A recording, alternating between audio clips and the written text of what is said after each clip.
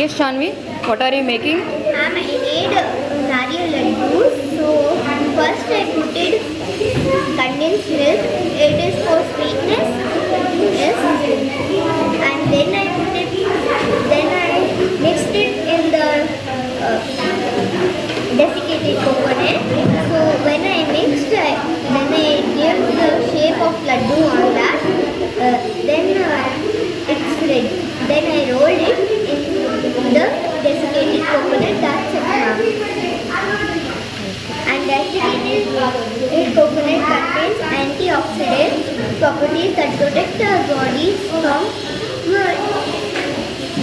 cells from change from damage caused by the oxidation.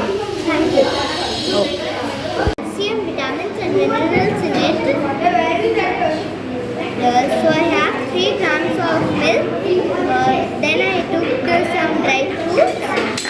First I took walnut. So walnut is good for our brain and heart. And I took 5 grams of walnuts. So then I am taking some dates. So I have 25 grams of dates, and it is good for our heart, brain. Can you open and show? Yes, ma'am.